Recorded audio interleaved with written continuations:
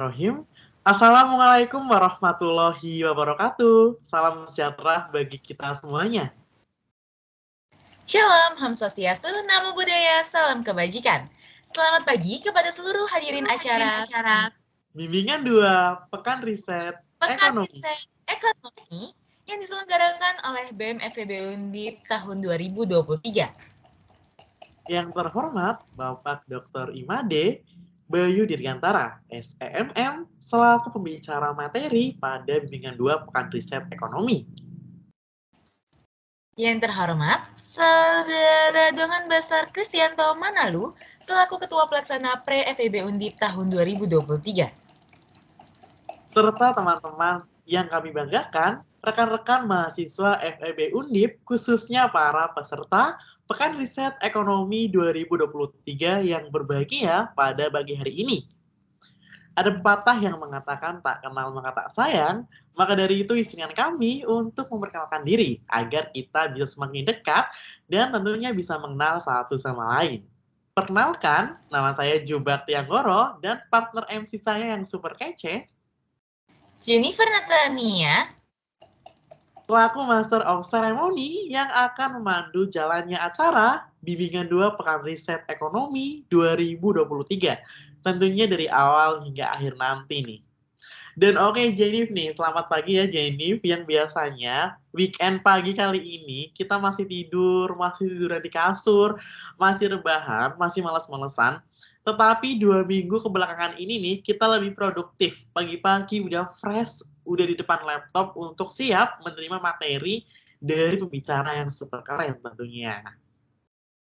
yes, betul banget JB. Biasanya mungkin ada yang Sabtu gini baru tidur ya pagi, kan nggak ada yang tahu ya. Sekarang udah standby, udah siap dengan laptop dan catatannya ya di depan layar kita hari ini. Mungkin aku mau sapa-sapa teman-teman dulu kali ya JB ya. Kita tanya-tanya gimana kabarnya sama apa sih yang didapat dari bimbingan 1 kemarin. Aku pilih duluan nih JB ya. Boleh. Kita tes ombak dulu ya Jenif, biar makin Yes. semangat. Yes, betul sekali. Aku mau milih yang ganteng hari ini. Ada Naufal Kaitami Al-Hakim. Halo Naufal.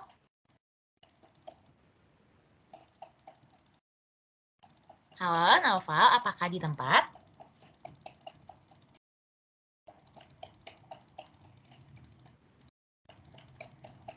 Wah, sepertinya Naufal sedang terkendala jaringan ya.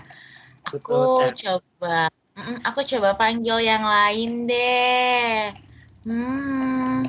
Oh ini ada Kak Muhammad Raihan Zalifunas. Halo Kak Muhammad Raihan, apakah di tempat? Halo, selamat pagi. Alhamdulillah, aku dapat jawaban. Selamat pagi Kak Raihan. Boleh yuk on cam dulu Kak, nemenin aku sama JB. Ada Pak Made sama Basar juga hari ini. Halo.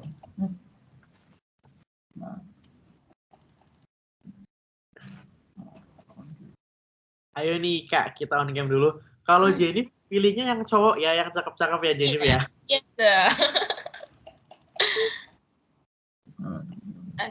Oke, mungkin sembari menunggu Kak Raihan juga on cam. Ya udah on cam ya. Nah kan betul, cakep.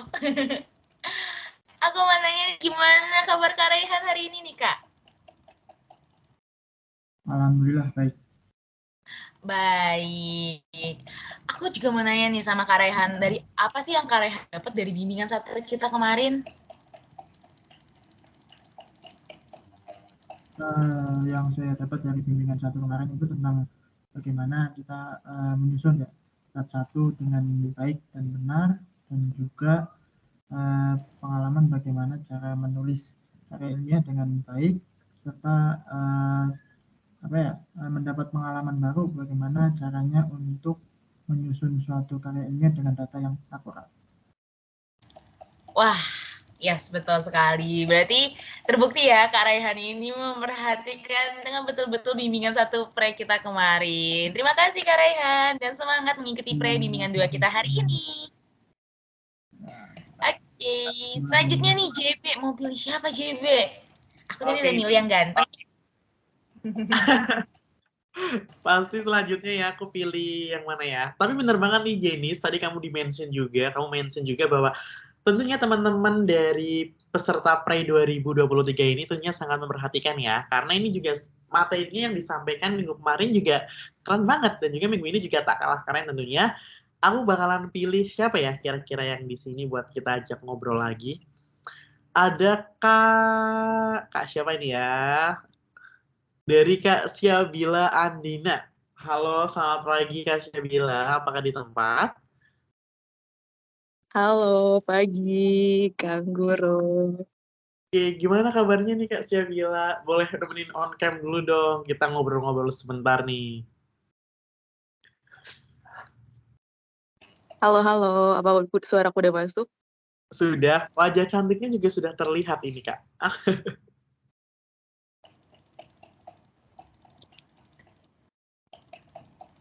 Oke, Kak Syabila aku mau nanya nih kemarin bimbingan satu dari kakak tuh gimana sih kesan pesannya kayak dapat apa aja sih Kak di bimbingan satu kemarin? Oke, bimbingan satu kemarin kan lebih membahas ke kata pengantar, daftar isi dan bab satu ya, penyusunan bab satu ya. Jujur, buat aku yang istilahnya baru terjun ke arah karya ilmiah gitu ya, dan baru mengenal karya ilmiah secara keseluruhan, itu sangat membantu sih gitu ya, materi-materinya. Dan bahkan kan aku banyak nanya sebenarnya ya pas bimbingan kemarin gitu, karena emang masih agak clueless gitu ya, apa namanya, penyusunan yang baik tuh kayak gimana sih gitu. Dan semoga di hari ini dapat tambahan insight juga ya buat penyusunan bab-bab selanjutnya supaya bisa tahu nih gimana caranya nyusun karya ilmiah yang baik dan bahkan ya bisa dilombain juga nanti. Itu sih. Oke, thank you nih buat Kak Syabila atas jawabannya. Wow, ini kayaknya Kak Syabila nih memperhatikan ya dari awal hingga akhir dan juga minggu kemarin juga kayaknya Kak Syabila bener banget banyak nanya dan juga semoga ya bener juga tadi yang dikatakan oleh Syabila, semoga materi pagi hari ini nggak kalah keren juga, nggak kalah menarik juga dan tentunya dapat bermanfaat nih buat teman-teman semuanya nih. Thank you Kak Syabila. Oke, Jenif silakan kita lanjut lagi next ke acara yang selanjutnya. Oke teman-teman, jadi kita ketemu lagi nih setelah bimbingan satu kemarin dan semoga teman-teman peserta makin semangat untuk mengikuti bimbingan yang kedua kali ini. Karena bimbingan yang kedua kali ini kayak tadi JB bilang gak kalah serunya dan bakal banyak banget ilmu dari pembicara kita yang bakal kita serap hari ini. Betul banget nih Jenny. Dan maka dari itu, sebelum kita beralih ke acara yang selanjutnya, izinkan kami untuk membacakan susunan acara pada pagi hari ini, agar acara ini dapat berjalan dengan baik dan juga lancar tentunya. Acara yang pertama, pembukaan oleh MC. Acara yang kedua, menyanyikan lagu Indonesia Raya dan Mars Undip. Acara yang ketiga, pembacaan tata tertib bimbingan. Acara yang keempat, penyampaian materi oleh dosen pembimbing. Acara yang kelima, sesi tanya jawab. Acara yang keenam, penyampaian penugasan bimbingan 2. Acara yang ketujuh, sesi tanya jawab penugasan. Dan ditutup oleh penutupan. Dan demikianlah teman-teman semuanya, susunan acara pada pagi hari ini. Dan sebelum kita mengawali rangkaian acara 2, bimbingan 2, Pekan Riset Ekonomi 2023, alangkah baiknya kita menundukkan kepala sejenak, berdoa kepada Sang Pencipta agar acara ini dapat berjalan dengan lancar. Maka dari itu berdoa menurut kepercayaan masing-masing dipersilakan. Amin amin ya rabbal alamin. Berdoa tidak pernah selesai. Acara selanjutnya yaitu menyanyikan lagu Indonesia Raya dan Mars Undip. Hadirin dipersilakan dalam posisi siap.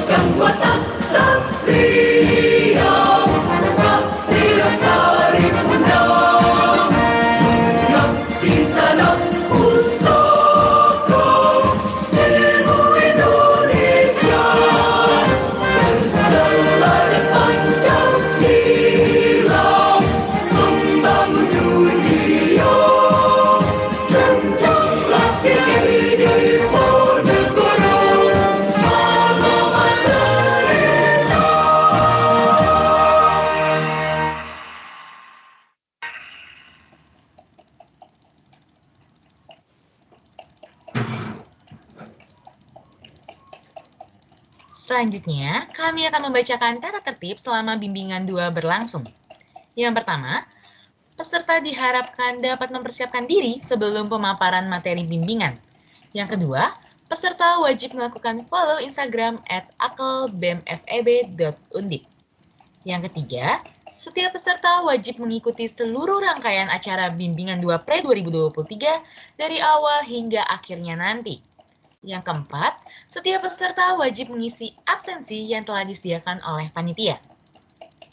Dan yang kelima, keterlambatan waktu hanya akan diberikan selama 15 menit. Keenam, apabila peserta datang melampaui waktu yang sudah ditentukan, maka peserta tersebut dianggap tidak mengikuti rangkaian acara bimbingan 2 Pre 2023. Ketujuh, peserta diharapkan berperilaku sopan dan menghargai sesama. Kedelapan, dilarang membuat keributan, peserta diharapkan memute mikrofon dan menyalakan kamera serta menggunakan virtual background yang telah disediakan oleh panitia. Dan teman-teman, demikianlah tata tertib yang wajib ditaati dan juga direalisasikan oleh teman-teman semuanya. Semoga dengan adanya tata tertib tersebut, jadikan acara ini berjalan sesuai dengan apa yang kita harapkan. Dan oke teman-teman semuanya, karena teman-teman pagi ini masih fresh, masih cerah juga, tadi habis baru mandi, habis dandan, skincarean ya Jenif. Jadi alangkah baiknya untuk memulai acara kita dokumentasi terlebih dahulu gimana nih? Karena pembicara kita juga sudah hadir dalam ruangan meeting kali ini. Kapan lagi nih bisa satu frame dengan orang hebat seperti Pak Made? Yes, betul banget. Yuk teman-teman, kita on cam yuk, nggak usah malu-malu. Karena benar kata JB tadi, kapan lagi kita in one frame sama pembicara kita yang super duper keren banget, yaitu Pak Made. Ya teman-teman, kita on cam. Betul sekali teman-teman. Kita tunggu kurang lebih 2 menit ya, sampai 09.32 nih. Jadi teman-teman yang belum on cam, yang masih mau beresin rambutnya, mau sisiran, mau pakai lipstick atau BBM juga boleh ya Jenif ya. Kita tunggu kurang lebih 2 menit ya. Yes, betul banget. Ya nih teman-teman on cam. Jadi teman-teman panitia juga jangan mau kalah sama teman-teman peserta. Karena nanti kita akan dokumentasi bareng pembicara kita yang hebat yaitu Pak Made tentunya.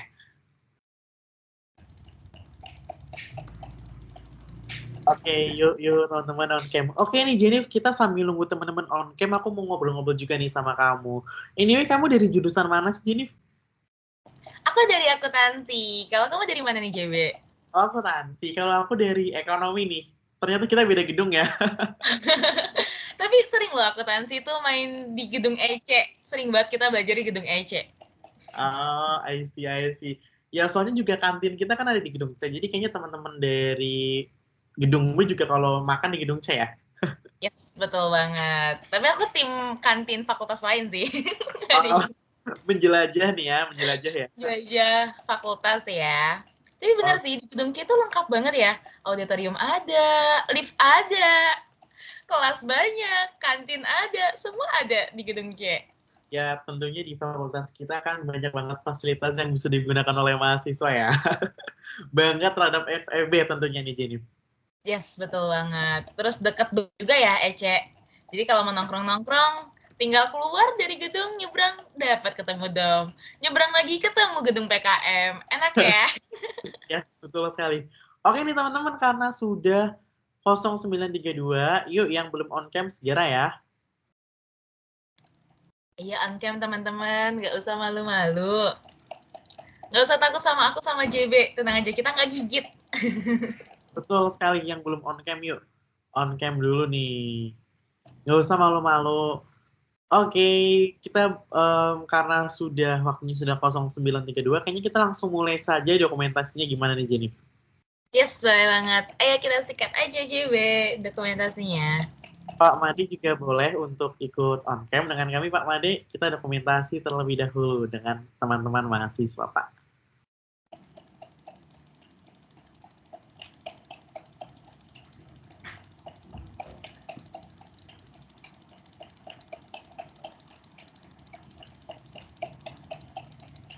Oke, baik, karena Bapak juga sudah on cam, maka dari itu kita langsung saja mulai dokumentasinya dari slide yang pertama terlebih dahulu ya, Jenif. Kita action ya, jangan lupa senyum. 3, 2, 1. Selanjutnya, 3, 2, 1. Dan yang terakhir ya, kita gaya semuanya. Gaya bebas, boleh diangkat jempolnya atau mau love juga boleh nih. 3, 2, 1. Oke, baik. Terima kasih kepada Pak Made yang sudah berkenan mengikuti sesi dokumentasi dan juga kepada teman-teman semuanya yang sudah mengaktifkan fitur kamera sehingga kita dapat melakukan sesi dokumentasi. Selanjutnya, aku ingin mengingatkan nih bagi teman-teman yang belum mengumpulkan tugas sebelumnya, yaitu tugas bimbingan 1 kemarin, untuk dapat segera dikumpulkan namun dengan pengurangan poin. Jadi, dimohon untuk perhatiannya teman-teman. Dan bagi teman-teman yang udah ngumpul ini tapi masih mau revisi, masih dipersilakan namun tanpa pengurangan poin. Betul sekali nih Jenius. Sayang banget nih teman-teman kalau udah ngerjain tapi lupa ngumpulin, teman-teman gak usah khawatir. Karena masih diberikan kesempatan oleh teman-teman panitia untuk mengumpulkan tugas. Kurang baik apa panitianya ya Jenif? Yes, betul banget. Jadi gunakan kesempatannya dengan maksimal ya JB ya. Karena kan ada juga yang bilang lebih baik terlambat daripada tidak sama sekali nih. Jadi kumpulin dulu aja nggak apa-apa teman-teman. Walaupun ada pengurangan poin, tapi masih diberi kesempatan untuk mengumpulkan daripada tidak sama sekali. Betul sekali, aku setuju banget nih Jenif. Daripada tidak sama sekali harus dikumpulkan. Yang mau revisi juga masih boleh. Dan Jenif, karena tadi kita sudah remind tentang penugasan, berarti kita sudah semakin mendekat ke puncak acara kita. Kira-kira habis ini kita bakalan ngapain? Tentunya puncak acara yang tunggu-tunggu ya sama teman-teman. Apalagi kalau bukan penyampaian materi bimbingan 2 kita hari ini dong JB. Tapi sebelum kita masuk ke pemateri nih, kira-kira emang siapa sih pemateri kita hari ini? Dari kayaknya udah ke-spill tipis ya, tadi juga udah berfoto ria sama kita. Siapa ya pembicara kita hari ini, JB? Betul sekali nih, karena pembicara kita udah terspill dari awal dan juga udah ada di poster, teman-teman juga sebenarnya udah tahu karena sudah memfollow Instagram dari Akel, BEM FEB Undip tentunya. Dan sebelum itu, kayaknya karena teman-teman udah nggak sabar banget nih, kita lihat wajah-wajahnya sangat antusias untuk menerima bimbingan 2 kali ini, dan juga dengan materi yang nggak kalah seru, materi yang terbaru juga, nggak lanjutan dari, merupakan materi lanjutan dari materi bimbingan 1 kemarin, karena dalam pekan riset ekonomi ini, kita menghadirkan materi-materi yang sangat luar biasa dan juga pembicara yang nggak kalah keren juga. Maka dari itu, karena teman-teman udah nggak sabar banget, kita langsung saja memperkenalkan pembicara kita yang akan menyampaikan materi bimbingan 2 Pekan Riset Ekonomi 2023. Pembicara kita adalah Bapak DR Imade Bayu Dirgantara SEMM, selaku pembicara bimbingan 2 Pekan Riset Ekonomi 2023. Pak Made ini merupakan salah satu dosen dari Departemen Manajemen Universitas Diponegoro. Beliau telah berhasil meraih gelar doktor pada program studi manajemen FEB UGM pada tanggal 20 Agustus 2018 lalu dan berhasil mempertahankan disertasinya yang berjudul membandingkan kekuatan prediksi antara teori perilaku terencana dan teori kognisi sosial terhadap perilaku individual memilah sampah rumah tangga dengan predikat yang sangat memuaskan tentunya. Selain menjadi dosen, beliau juga aktif dan telah melakukan beberapa penelitian. Salah satu di antaranya berjudul Personal Ads and Brand Awareness, lalu juga ada survei pasar IndiHome Telkom Regional 4 di areal Witel Semarang dengan 1.200 responden untuk pelanggan existing dan calon pelanggan di lokasi Ready Alpro pada tahun 2020 hingga 2021, dan beberapa karya ilmiah lainnya juga. Beliau juga telah menerbitkan jurnal yang terindeks Scopus Garuda dan Sinta. Dan tidak hanya itu, beliau juga aktif dalam community service. Wah, luar biasa sekali ya JB pembicara kita hari ini. Betul sekali, ketika kita membacakan CV-nya, saya ikut merinding banget nih, Jenif, karena pencapaian beliau sangat keren sekali dan juga tentunya memotivasi kita nih untuk terus berprestasi, berperan aktif juga sebagai seorang mahasiswa, dan juga teman-teman juga bisa melihat terpampang di layar mungkin hal-hal yang belum kita sebutkan, teman-teman bisa membaca sendiri karena pencapaian dari Bapak Made ini sangat luar biasa sekali nih Jenif. Dan karena teman-teman udah nggak sabar nih untuk menerima materi dari pembicara kita yang super keren, maka dari itu kita langsung saja sambut beliau untuk masuk ke dalam sesi diskusi dan juga pemaparan materi kali ini, Jenny. Oke, yang selanjutnya kita panggil Pak Made. Halo, selamat pagi Pak Made.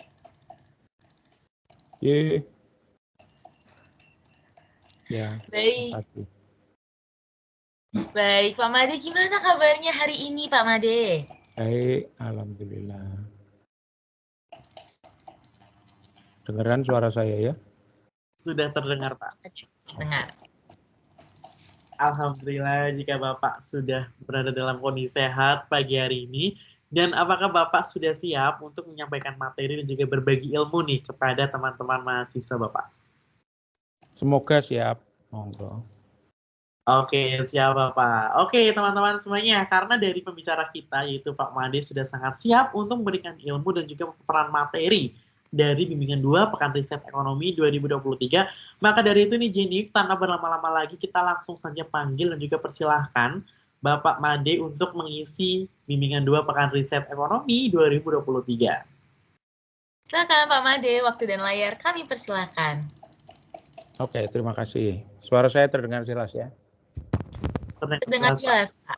Oke, saya lihat ada 42 berarti, kalau 43 dengan saya. Oke, jadi menurut tor yang disampaikan panitia, saya nggak tahu ya apakah kemudian panitia membaginya menjadi bab per bab gitu ya. Sebenarnya sebuah karya tulis ilmiah itu tidak selalu berupa bab per bab sih, gitu ya. Intinya bahwa kemudian saya juga nggak tahu apakah kemudian yang pertama kemarin apa yang disampaikan. Boleh saya dikasih insight, silahkan panitia atau kemudian peserta.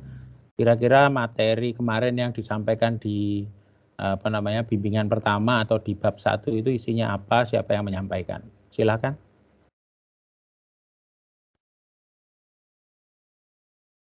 Izin menjawab, Pak. Ya. Untuk bimbingan 1 kemarin yang dibacakan ataupun di-sharingkan oleh Ibu Hassa selaku pemateri itu dari daftar isi kemudian pembahasan bab 1, Pak. Oh gitu.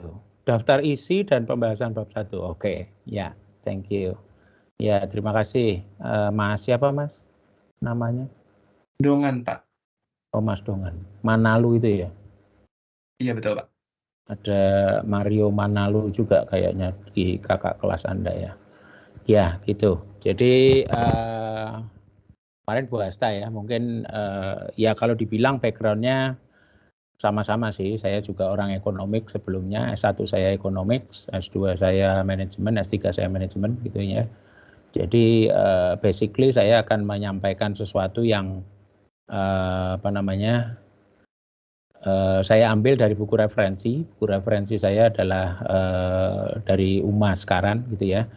Anda bisa nyari sendiri, silakan di perpustakaan mungkin ada, kemudian di online juga ada. Jadi sehingga kemudian Anda bisa membaca lebih jauh mengenai hal itu.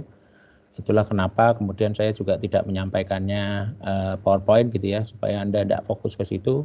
Tapi ini adalah sebuah bisa dibilang satu bab dalam sebuah buku. Artinya masih banyak hal yang Anda harus baca gitu ya. Termasuk juga kalau saya lihat tadi topiknya adalah era 5.0. Saya sendiri juga perlu informasi ya, yang dimaksud dengan era 5.0 itu sebenarnya apa sih? Silakan, ada yang mau menjawab?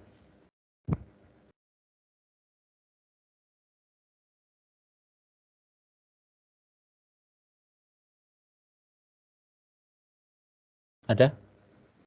Dari panitia mungkin? Karena yang buat topik kan panitia ya.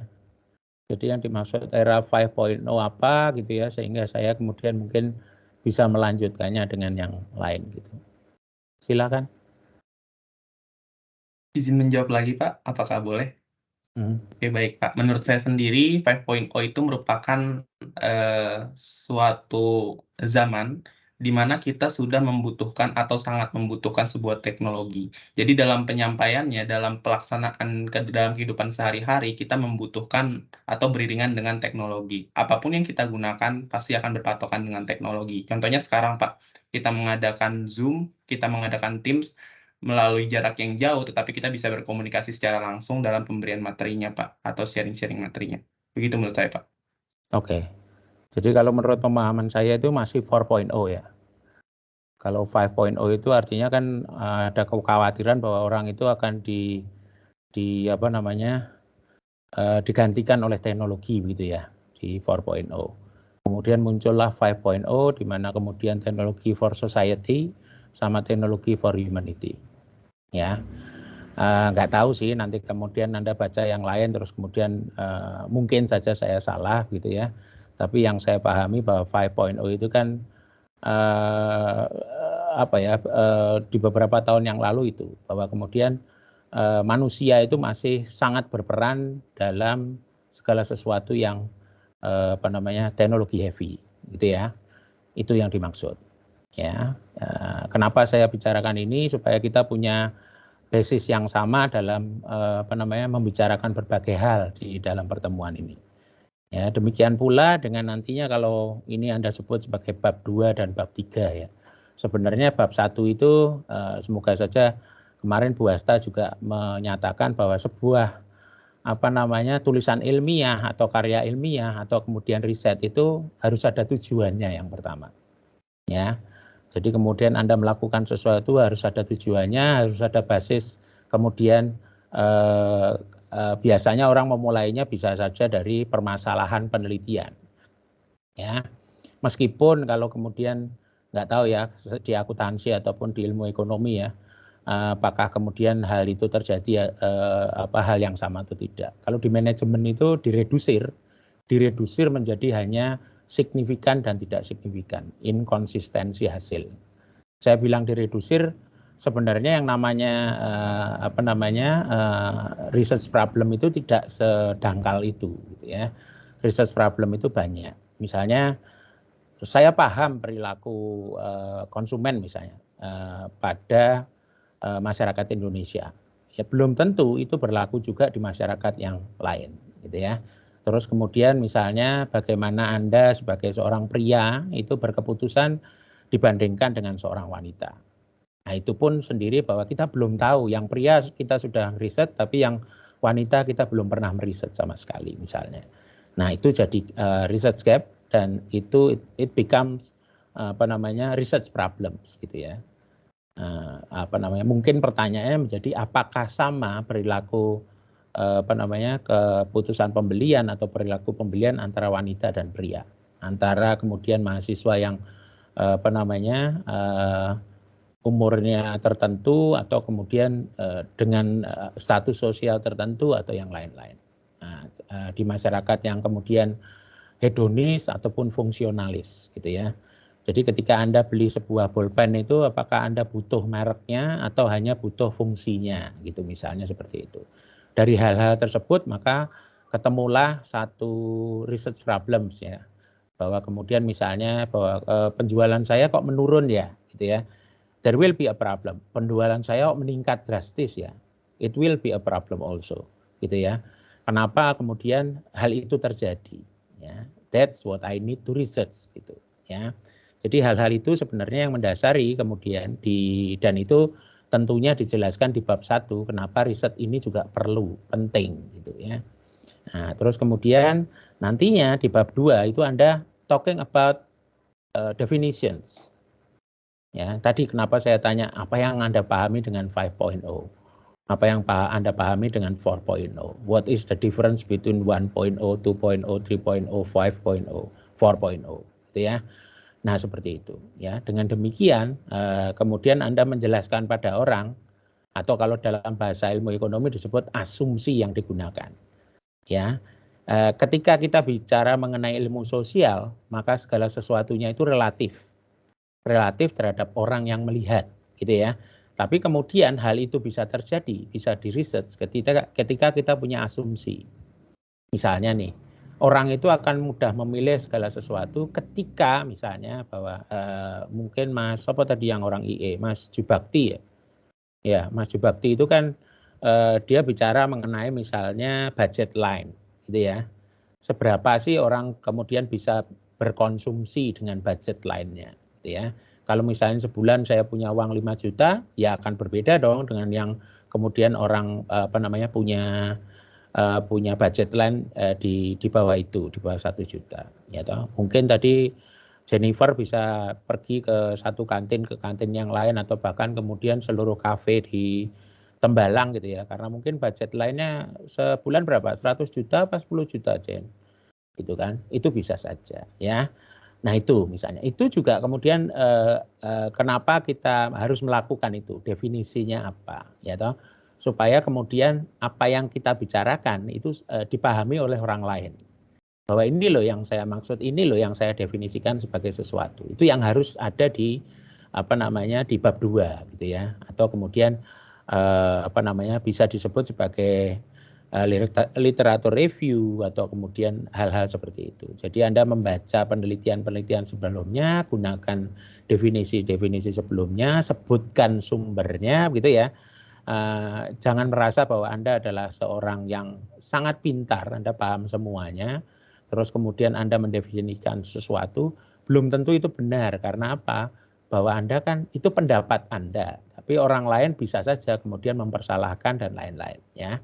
Nah, hal itu juga kemudian menjadi sesuatu yang menyebabkan ilmu itu berkembang. Ilmu itu berkembang itu salah satunya karena falsifikasi, dipersalahkan. Bisa saja karena kemudian diperluas atau ekstensifikasi gitu ya. Jadi ilmu yang sudah ada diekstensifikasi. Sebagai contoh, di tahun berapa ya saya lupa, entah tahun 60-an atau 70-an ada eksperimen namanya eksperimen Bobodol. Ya. Eksperimen Bobodol itu ada boneka badut yang ketika kemudian di bawahnya dia oval gitu ya. Kemudian dipukul dia akan berdiri lagi, balik lagi. Dipukul dia akan balik lagi, gitu ya. Nah, eksperimen itu kemudian seorang tua gitu ya, itu memukul, seorang dewasa lah bisa dibilang gitu, memukul, kemudian ada anak kecil yang kemudian menirukan hal itu. Ya, dari eksperimen itu maka muncullah apa yang disebut sebagai teori agresi. Ya, ketika seorang anak itu melihat kekerasan yang dilakukan oleh orang dewasa, maka dia akan melakukan hal tersebut. Ya, nah, maka kemudian muncullah apa yang disebut sebagai teori agresi, ya, atau teori kekerasan. Dalam perkembangannya, teori tersebut itu menjadi lebih luas lagi, disebut sebagai teori of learning atau teori pembelajaran. Ya, jadi ketika dia lihat orang mukul, dia akan ikut mukul. Ketika dia melihat orang misalnya bersedekah, dia akan lihat orang lain dia akan melakukan hal sedekah itu juga. Itu namanya teori of learning atau learning theories bisa disebut seperti itu. Dalam perkembangannya bahwa tidak semua kegiatan yang dia lihat ya itu kemudian dia lakukan juga. Ya, maka kemudian disebutkan ada yang disebut sebagai teori atau cognitive theory. Jadi somebody learns, orang itu belajar tapi kemudian berpikir dulu apakah akan melakukan hal itu atau tidak. Ya, jadi perkembangannya begitu, dari teori agresi, teori mengenai kekerasan, ya toh, terus kemudian menjadi lebih luas menjadi teori pembelajaran, terus kemudian berubah lagi menjadi teori kognisi. Ya. Nah, berubah lagi kemudian menjadi apa yang disebut sebagai social cognitive theory. Jadi yang namanya orang belajar itu melihat dari sekitarnya. Ya kan? Tadi disebutkan bahwa penelitian saya mengenai social cognitive theory. Hubungannya dengan pemilahan sampah rumah tangga. Ketika tetangga Anda melakukan pemilahan sampah di rumahnya, maka orang akan melihat dulu apa manfaatnya dan lain-lain. Dan dia bisa melakukan atau tidak melakukan. Ya toh? Paling efektif itu memang kemudian memilah sampah dari rumah tangga. Ya toh, dipisahkan yang paling sederhana adalah organik sama non-organik. Barang yang bisa busuk sama yang barang tidak busuk. Itu aja. Sehingga dia tidak kemudian tercampur sampai ke pemilahan sampah akhir. Karena kemudian kalau yang tidak busuk atau kemudian bisa disebut disebutnya non organik gitu ya, maka kemudian bisa saja itu di recycle, bisa digunakan kembali. Sedangkan yang organik maka dia akan dibusukkan oleh alam gitu ya. Maka kemudian yang satu sih dibuang ke alam tidak masalah karena dia akan biodegradable atau kemudian hilang seiring waktu gitu ya. Tapi ketika yang non organik ini maka dia mau nggak mau harus diolah kembali. Ya macam-macam. Adidas itu punya produk line, Adidas yang punya peralatan olahraga itu punya produk line yang dibuat dari sampah laut. Ya. Produk lainnya namanya Parley. Dia kolaborasi dengan Parley ya. Jadi jaring di laut segala macam itu dia kumpulkan kemudian di recycle jadi baik sepatu, baik tas, baik segala macam yang recyclables gitu ya. Atau kemudian sesuatu yang di recycle. Ya. Nah, tadi kembali lagi ke social cognitive theory ya. Maka kemudian ketika kemudian dia melihat lingkungannya melakukan itu, dia akan berpikir apakah dia ingin melakukan atau tidak. Ya, tanpa harus melakukan dulu. Ya toh? Misalnya nih, Anda ngebut, terus ada orang kecelakaan karena ngebut, kebetulan juga nggak pakai helm, kepalanya luka misalnya seperti itu. Berarti kan Anda tidak harus mengalami hal-hal tersebut untuk tahu bahwa kemudian tidak pakai helm itu berbahaya, ngebut itu berbahaya. Itu ya. Nah, itu yang salah satu yang mendasari adalah social cognitive theory. Atau di salah satu anunya disebut, saya lupa namanya, volitional learning atau gimana. Jadi Anda bisa belajar tanpa harus mengalaminya, gitu ya. Seperti itu. Anda lihat YouTube itu kan you learn something. Hati-hati kalau misalnya pergi ke Paris gitu ya. Banyak copet di sana. Nggak harus ke Paris dulu dan kecopetan kan. Untuk tahu bahwa kemudian Anda harus berhati-hati kalau pergi ke sana. Ya toh? Nah, seperti itu. Ya. Jadi di bab 2 itu isinya definisi. Terus kemudian dari definisi ini, definisi apa? Anda boleh menyampaikan berbagai macam definisi menurut berbagai ahli. Tapi kemudian definisi apa yang Anda pilih? Lebih lengkap lagi kenapa Anda pilih definisi tersebut. Ya, seperti itu. Ya, contoh gampangnya yang paling mudah ketika Anda baca artikel. Dia pasti di situ ada definisi yang digunakan, kenapa menggunakan definisi itu. Dan kalau Anda lihat, ya orang-orang yang ketika menulis begitu kan direview oleh peer review yang kemudian prosesnya tidak 1 hari, 2 hari, tidak seminggu, 2 minggu, 3 bulan, berapa bulan ya. Ada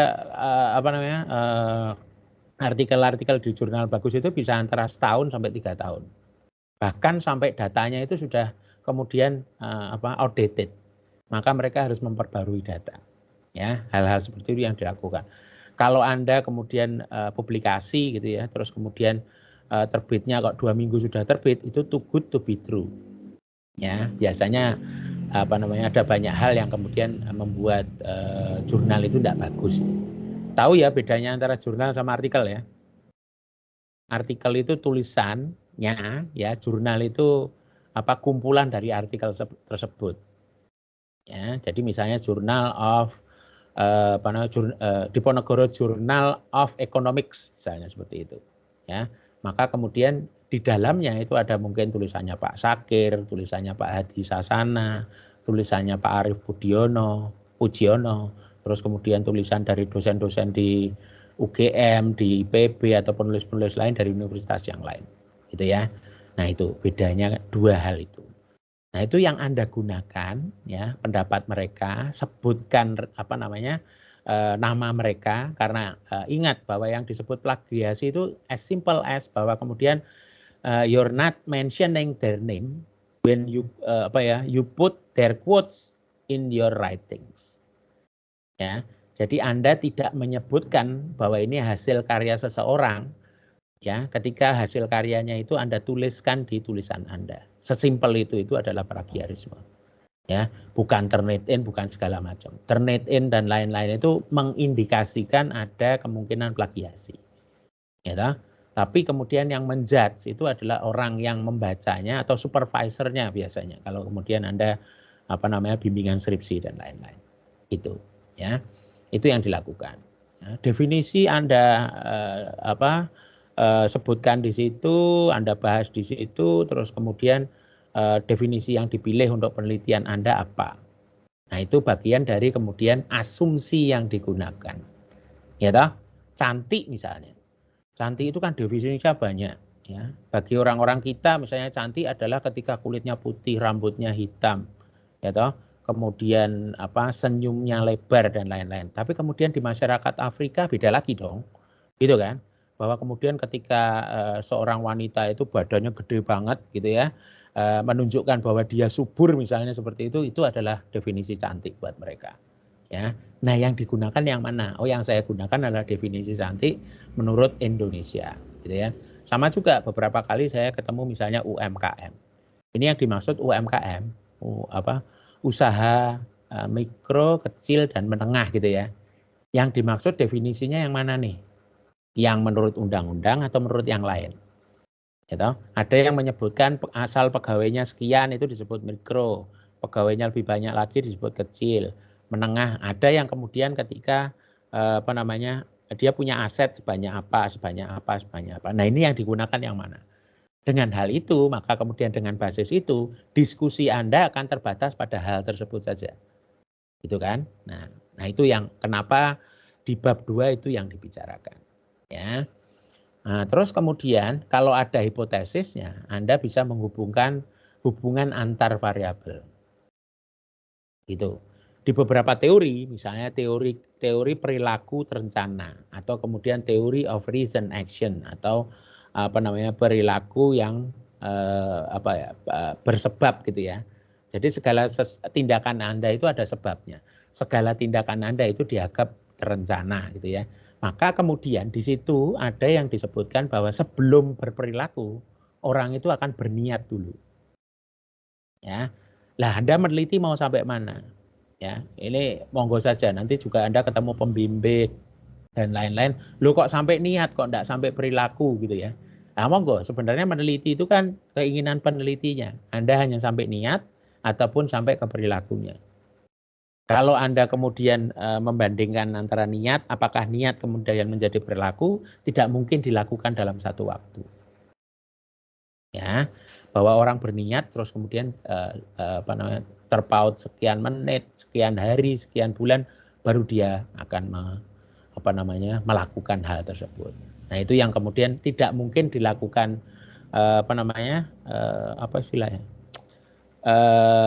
yang melakukan penelitian di satu waktu dengan berbagai pertanyaan itu disebutnya apa? Ada yang tahu? Aku kok lupa ya namanya. Lamanya apa sih lupa. Ya intinya gitu, Anda kasih quest di satu waktu, Anda bertanya macam-macam gitu ya. Ya sudah di saat itu aja, ya. Lupa namanya ya. Harusnya kalau kemudian tadi niat dan perilaku, Anda bertanya 2 kali. Atau yang disebut sebagai longitudinal. Longitudinal itu di waktu berbeda. Ya, pertanyaan sama boleh tapi di waktu yang berbeda. Ya, seperti itu. Nah, itu yang harus dilakukan ya. Kalau kemudian nanti Anda punya hipotesis, maka hubungan antar variabel itu untuk membangun hipotesis. Apakah benar kenapa kemudian orang harus berniat baru kemudian berperilaku? Ya toh? Niat ini muncul dari apa? Bisa niat ini muncul karena tadi bahwa orang di sekitar saya ya, itu melakukan hal tersebut. Misalnya nih, saya contohkan, Anda di lingkungan orang-orang yang agamanya Islam gitu ya, atau disebut Muslim lah seperti itu, ya toh. Terus kemudian di bulan Ramadan nih, ya kan. Terus kemudian mau nggak mau, ya toh, orang di sekitar Anda berharap bahwa Anda melakukan ibadah puasa, betul?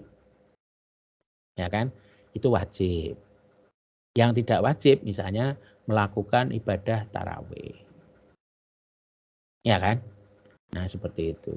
Kalau Anda nggak puasa, ya toh, maka orang di sekitar Anda juga tidak menyetujui hal itu. Ya. Atau yang disebut sebagai norm.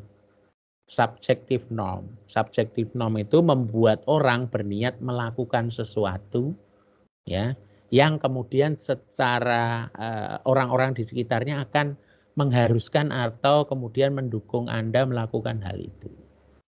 Ya toh? Nah, kemudian dari niat itu nanti kemudian benar-benar Anda melakukan puasa, ya toh, sahur, kemudian nanti buka dan lain-lain gitu ya.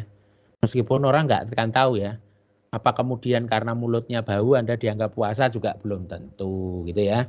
Apa kemudian ketika Anda sahur terus kemudian Anda puasa juga belum tentu gitu kan. Nah hal-hal itu. Tapi kemudian orang melihat bibirmu kering gitu ya, itu adalah sesuatu yang mengindikasikan Anda melakukan puasa. Misalnya seperti itu. Ya.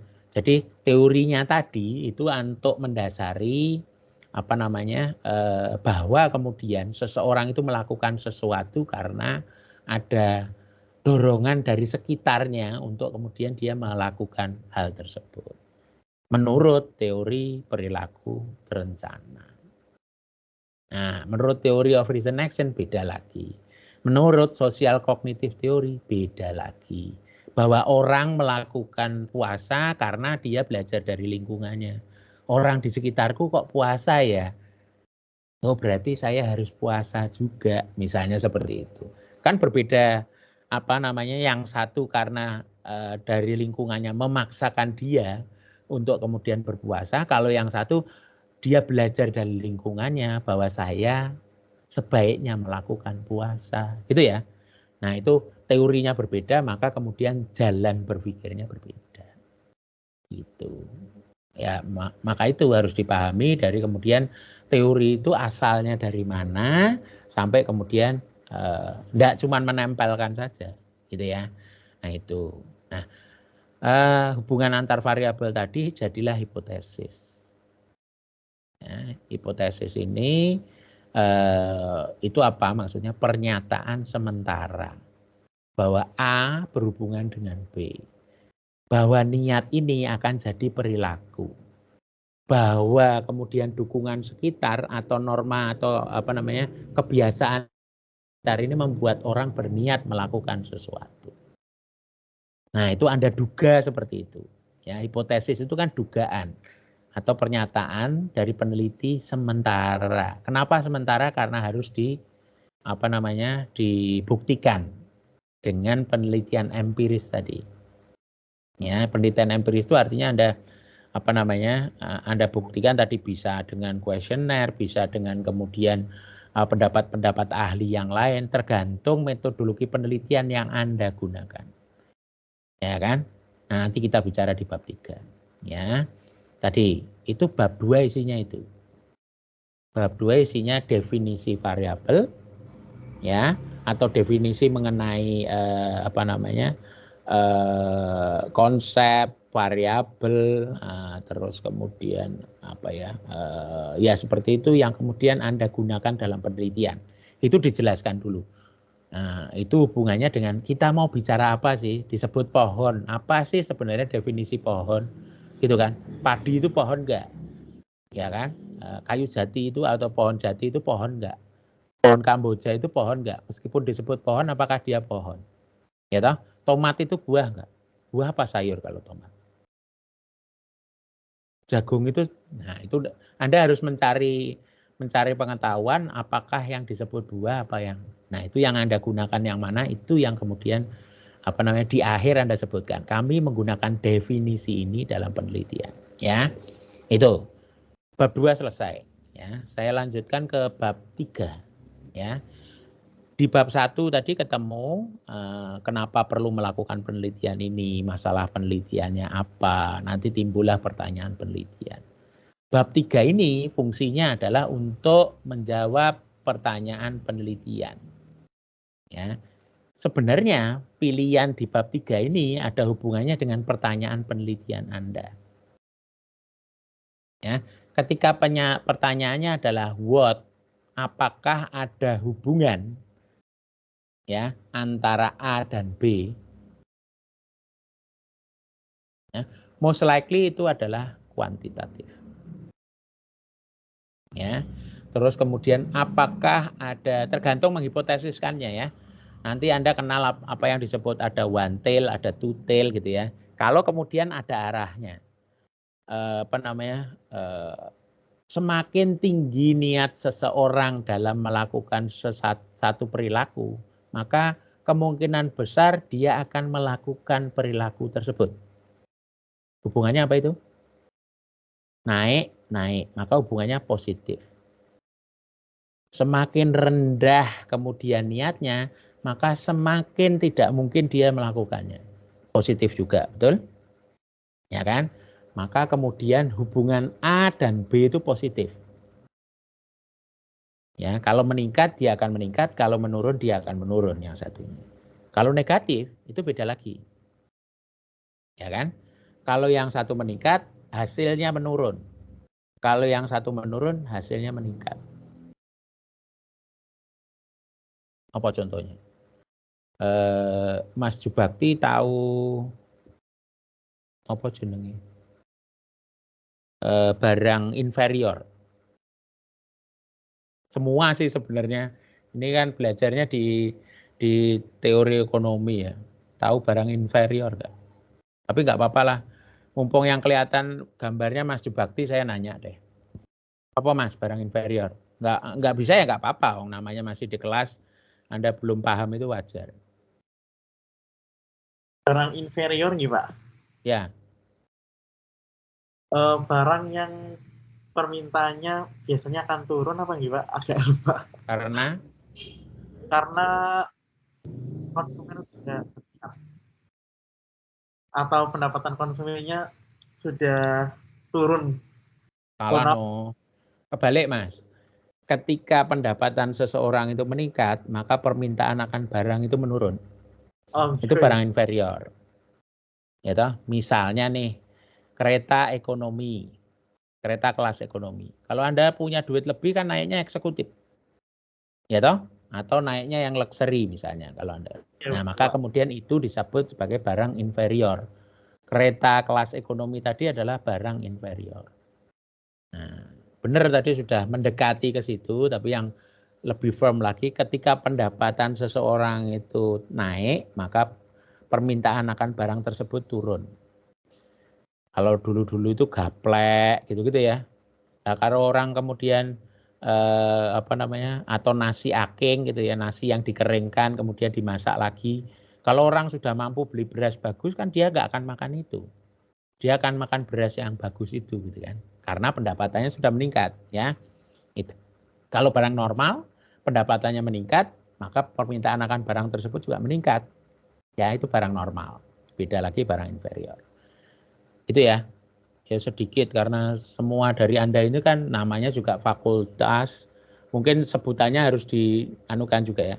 Fakultas Ekonomika dan Bisnis. Bukan ekonomi, tapi ekonomika. Ini dasarnya dari apa? Mathematics. Anda nyebutnya matematik atau matematika? Matematika tentunya kan. Ya, nah ini kemudian makanya fakultas kita namanya Fakultas Ekonomika dan Bisnis. Ya, seperti itu. Di beberapa tempat, di tempat ilmu ekonomi disebutnya sebagai IE, ilmu ekonomi.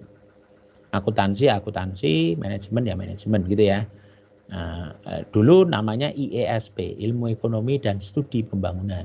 Gitu ya. Tapi sekarang di tempat Anda jadi cuman ilmu ekonomi saja.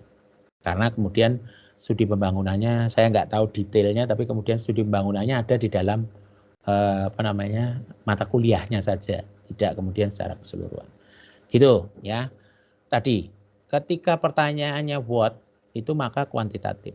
Ketika pertanyaannya adalah why, mengapa, itu kualitatif biasanya. Ya, mengapa bumi itu bulat? Mengapa kemudian orang itu berperilaku seperti itu? Ya, maka kemudian biasanya adalah kualitatif. Kualitatif itu jenisnya macam-macam. Grounded theory, case studies, dan lain-lain ya. Mungkin saya tidak akan bicarakan di sini karena kemudian jadi detail yang mungkin nanti beberapa dosen Anda misalnya seperti di ilmu ekonomi itu ada Pak Deden. Pak Deden itu melakukan eksperimen. Eksperimen itu biasanya dilakukan, eksperimen itu rohnya itu sebenarnya dari ilmu pasti. Seperti misalnya Anda ada cat warna kuning. Anda tambahkan 1 tetes warna merah. Berubah nggak warnanya? Berubah toh? Semakin banyak saya kasih 2 tetes. Warnanya gradasinya lebih tua, lebih muda atau bagaimana? Ya toh? Nah, itu juga eksperimen tapi dilakukan di ranah ilmu sosial. Ya, misalnya contohnya yang dilakukan oleh Pak Anggito Abimanyu, misalnya zaman itu. Ketika bensin dinaikkan berapa sih masyarakat masih bisa menerima? Kan belum terjadi kenaikan harga bahan bakar minyaknya gitu ya. Maka kemudian dilakukan eksperimen. Gimana kalau Rp500? Gimana kalau Rp100? Gimana kalau Rp1.500? Mana yang paling diterima oleh masyarakat? Dieksperimenkan. Eksperimen itu bisa dilakukan terkontrol di dalam lab, ya, boleh digantikan oleh mahasiswa atau yang disebut sebagai student as surrogate atau pengganti, gitu ya. Karena Anda kan sudah mampu untuk berpikir kompleks dan kemudian memutuskan, betul nggak? Ketika Anda nih anak-anak kos, Anda mau jajan apa, duit Anda sebulan mau habis berapa, Anda sudah bisa memutuskan kan? Gitu. Mas Manalu dari mana nih asalnya? Dari Depok, Pak, Jawa Barat. Oh, Jawa Barat. Ya Jawa Barat ke sini kan Anda mau nggak mau harus kos gitu ya. Terus kemudian di sana misalnya ada toge goreng, di sini nggak ada toge goreng misalnya seperti itu. Itu Anda harus memutuskan mau beli di warteg, di restoran atau di mana untuk makan pagi, makan siang, makan sore Anda. Saya paginya mau makan menghabiskan berapa rupiah, siangnya berapa rupiah, malamnya berapa rupiah, tergantung dari tadi budget line Anda. Itu tadi ya. Terus kemudian tadi misalnya Jennifer mau eksplor kemana nih? Harus sampai Salatiga atau hanya di Semarang saja? Ya kayak gitu-gitu kan oh ada stick baru JJ misalnya gitu. Oh saya mau nyoba JJ itu. Ah uang saya kok kurang, berdua sama temennya. Yang penting sudah pernah ngerasain oh stick itu yang seperti ini, proper stick ya, bukan kemudian warung stick misalnya seperti itu. Ya, nah, hal-hal seperti itu yang dilakukan. Eksperimen itu masuk di kuantitatif.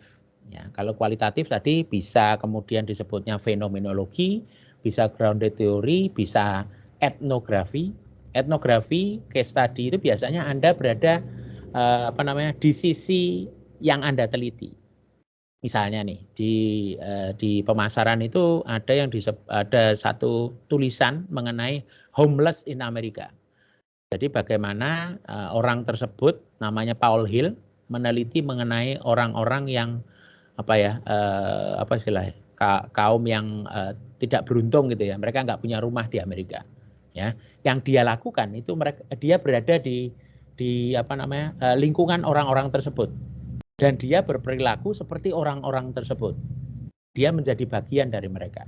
Ingat ya, Anda pernah lihat di TV atau di mana ada peneliti gorila.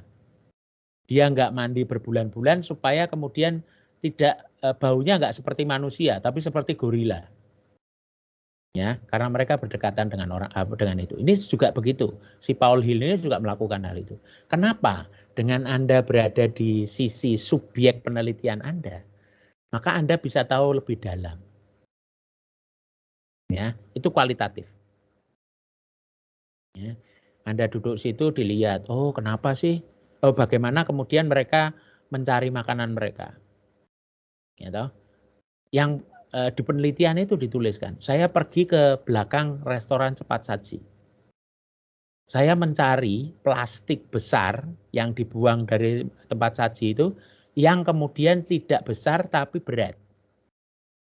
Siapa tahu itu isinya adalah potongan burger, potongan daging, potongan kentang gitu ya. Ya toh? Kalau kemudian saya pilih yang besar, bisa saja itu isinya adalah gelas. Atau kemudian bungkus yang dari styrofoam atau yang lain-lain. Itu kan besar, tapi kemudian kan nggak bisa dikonsumsi. Ya toh? Kalau daging dan lain-lain bisa dikonsumsi. Itu salah satunya. Terus kemudian bisa juga mereka melakukan bekerja. Pekerjaannya itu apa misalnya? Nyuri. Ya, nyuri. Itu disebutkan bukan traditional employment. Tapi dia melakukan sesuatu yang kemudian gimana caranya dia dapat duit. Ada mobil diparkir di situ di lama, diambil paraknya. Ya, diambil bannya. Atau kemudian ada besi yang berada di situ dijual kiloan. Ya toh? Terus kemudian kan Anda bayangkan kita 2 musim. Musim hujan dan musim panas. Kalau di Amerika misalnya ada 4 musim. Di musim salju mereka itu nggak usah di musim salju lah, di tempat kita dingin. Mereka kan cari perlindungan. Gimana mereka melakukan perlindungan? Di beberapa tempat di Jakarta misalnya ada orang-orang yang tinggal di bawah jembatan. Ya, atau kemudian membuat rumah dari kardus. Atau kalau ada di beberapa di jembatan layang itu di bawahnya. Ya kan? Atapnya dia punya, yang dia lakukan hanya melindungi pinggirannya supaya dia tidak kena angin ketika malam. Itu juga dilakukan. Terus kemudian dia butuh penerangan. Apa yang dilakukan? Listrik dari tiang listrik itu dia ambil, kemudian untuk menerangi daerah mereka, alias nyolong listrik. Nah, itu yang dilakukan ternyata. Hal itu semua bisa terjadi ketika kita berada di situ. Orang itu berperilaku seperti apa adanya ketika kemudian dia merasa bahwa kita peneliti itu adalah bagian dari mereka. Ya toh? Kalau Anda survei, ya itu kan Anda mengganggu sebenarnya. Ya kan? Pak, boleh Pak saya tanya-tanya sebentar, terganggu nggak mereka? Terganggu. Tapi kalau observasi kan enggak. Anda berada di situ misalnya paling gampang lah di Gedung C misalnya. Gedung C Anda duduk di tangga depan itu ada berapa mahasiswa yang kemudian pakai kerudung sama tidak pakai kerudung, mahasiswi ya. Kalau mahasiswa mungkin semua nggak pakai kerudung gitu ya. Nah seperti itu ya. Anda lihat ada berapa pagi ini, siang ini, sore ini, gitu kan? Berarti populasinya lebih banyak mana antara yang berkerudung sama tidak berkerudung misalnya. Atau misalnya warnanya hitam, merah dan lain-lain. Itu riset bukan?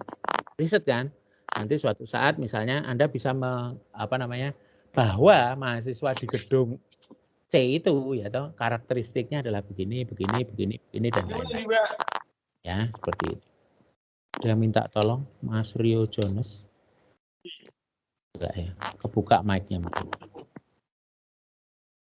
Temennya Indiana Jones mungkin.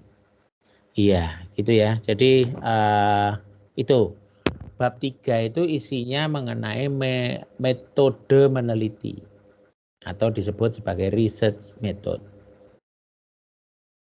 Ya, seperti itu. Bentar. Ya, research method. Jadi bagaimana Anda menemukan jawaban dari pertanyaan meneliti. Ya, tadi bisa kualitatif, kuantitatif, ada yang menyebutnya sebagai emik sama etik. Gitu ya. Jadi antara Anda berada di luar objek penelitiannya atau Anda berada berdampingan dengan objek penelitiannya. Ya.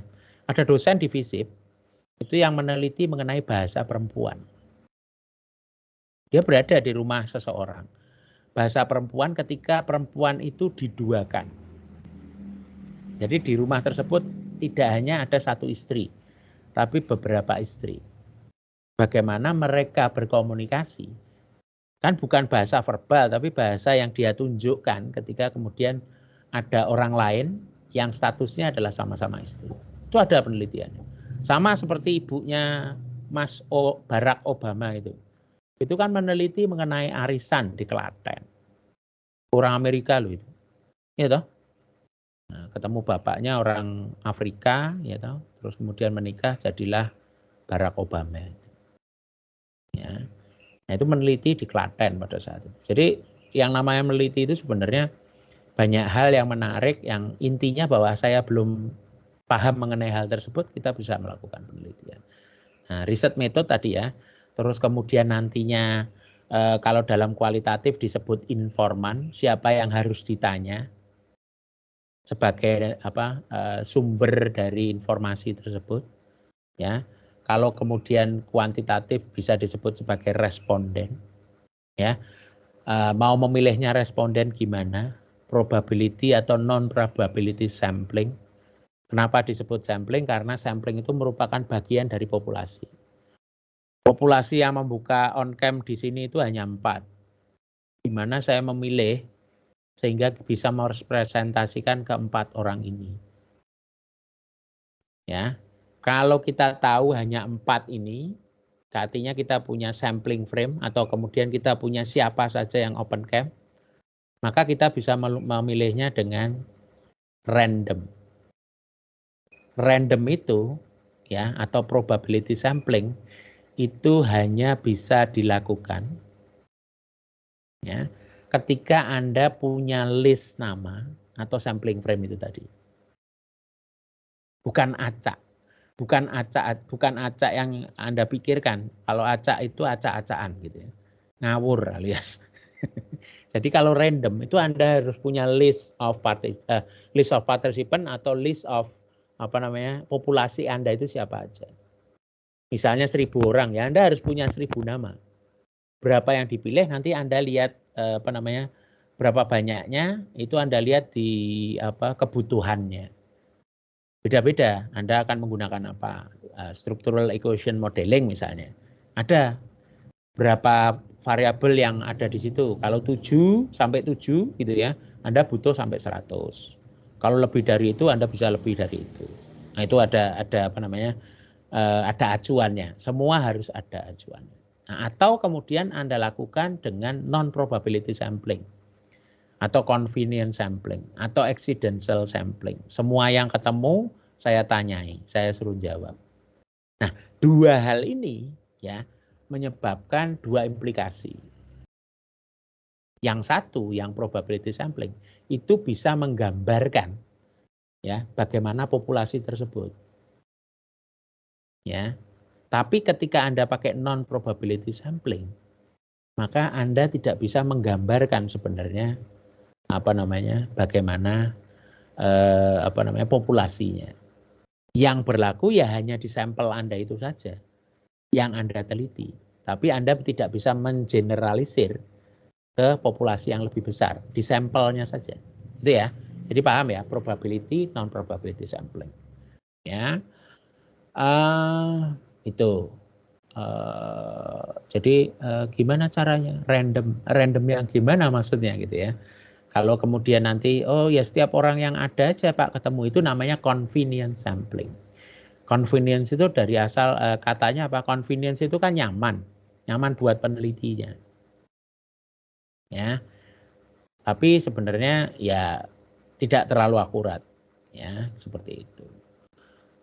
Tadi pemilih respon, termasuk tadi saya bilang bahwa informan. Ya. Di depan kalau kualitatif itu sebenarnya informan itu tidak bisa ditentukan. Siapanya bisa, tapi jumlahnya belum tentu. Ya, namanya kualitatif, penelitian kualitatif itu berhentinya ketika kemudian bukan ketika pengumpulan data seperti quest-nya ngumpul, datanya diinput, terus kemudian di statistik keluar angkanya, bukan. Tapi ketika informasi yang Anda butuhkan itu menjadi saturated. Anda mau tanya berapa orang pun, ya informasinya itu. Nah, maka stop. Gitu. Ya. Kualitatif itu it could last 6 bulan atau lebih dari itu. Bahkan yang namanya etnografi yang dilakukan, tadi Paul Hill tadi, itu dilakukan 6 tahun. Jadi 6 tahun dia jadi kere di Amerika Serikat. Kere itu orang nggak punya itu loh. Nah, itu. Dia berada di situ mencatat dan lain-lain. Kalau Anda mau enak ya tadi, ke kantin tadi. Anda duduk di pojok kantin, Anda melihat perilaku teman-teman Anda. Ya toh? Yang dibutuhkan apa dan lain-lain, ya itu enak di situ. Terus kemudian Anda menyimpulkan sesuatu dari hal itu. Sama juga itu namanya non-obstrusif juga. Anda tidak mengganggu teman-teman Anda yang Anda teliti, Anda mengobservasi saja. Nah, dua-duanya punya apa yang disebut sebagai validitas sama reliabilitas. Validitas itu mengukur apa yang ingin diukur, reliable itu ketika pengukuran itu digunakan berkali-kali, maka kemudian hasilnya tetap sama atau akurat. Ya, seperti contohnya begini, timbangan. Ketika Anda mau nimbang, gitu, yang Anda lakukan apa? Pastikan 0, betul loh, ya kan? Terus kemudian ketika Anda naik timbangan, misalnya berat Anda 70. 70 itu adalah berat Anda. Ya. Sebenarnya berat Anda 69 terus di situ jadi 70. Maka tidak valid itu disebutnya. Nah, ketika Anda gunakan berkali-kali, naik timbangan, turun lagi, naik timbangan, turun lagi 70 terus, maka dia reliable. Anda bisa rely atau Anda bisa apa namanya, bisa apa sih relay bahasa Indonesianya? Bersandar ya, apa ya istilahnya? Anda bisa mengandalkan dia, mengandalkan si pengukur itu untuk melakukan pengukuran. Nah, itulah kenapa biasanya kalau mahasiswa saya minta untuk melakukan pretest. Pretest itu fungsinya untuk kemudian mengecek apakah alat yang digunakan untuk mengukur pertanyaan-pertanyaan kuesionermu itu kemudian apa namanya valid dan reliable. Valid pun ada beberapa macam. Ada diskriminan, ada convergent validity, ada lagi nanti phase validity. Ya. Phase validity itu biasanya Anda mengkonsultasikan pertanyaan-pertanyaan atau kemudian pertanyaan-pertanyaan dalam kuesioner Anda kepada orang yang paham. Dosen Anda, peneliti yang sudah expert dan lain-lain, ya. Kalau kemudian apa namanya diskriminan sama convergent validity, Anda bisa melakukannya secara statistik. Let's say Anda ambil 30 apa namanya yang seperti responden Anda, calon responden Anda tanyakan itu, Anda gunakan quest itu, terus Anda hitung. Apakah kemudian item-item pertanyaan itu, ya toh, itu kemudian berbeda dengan item-item pertanyaan di variabel yang berbeda. Itu disebut diskriminan validity. Nah, masing-masing item pertanyaan, apakah dia kemudian membentuk atau kemudian membentuk variabel tersebut, itu disebut sebagai convergent validity. Gitu ya. Itu, jadi pretest, kemudian Anda melakukan hasilnya, kemudian kemudian Anda menggunakan pengukur itu untuk responden yang lebih banyak. Jadi apa namanya, tidak di akhir. Kalau di akhir misalnya seperti tadi dicontohkan saya apa namanya, ada 1.800 sih lebih tepatnya 1.800 responden Telkom gitu ya. Saya lakukan di akhir baru ngetes apa namanya instrumennya gitu ya atau alat ukurnya. Ya kelar, saya harus mengulang 1.800 lagi. Gitu kan. Nah, seperti itu. Itu yang dilakukan. Jadi dari itu di bab 3 itu isinya bagaimana kemudian Anda akan melakukan penelitian untuk menjawab pertanyaan penelitian di bab 1. Gitu. Itu saya kira yang ingin saya sampaikan. Kalau ada pertanyaan atau bingung, ada kemudian Anda merasa saya memberikan informasi yang salah, ya silahkan apa namanya dikomentari, ditanyakan dan lain-lain. Gitu. Malah Baik, saya nggak sempat buka buku ya. Saya tunjukkan sebentar deh bukunya. Boleh Pak, boleh Pak. Sensi.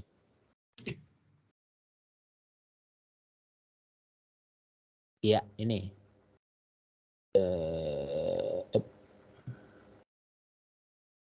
Jadi bukunya adalah sebentar.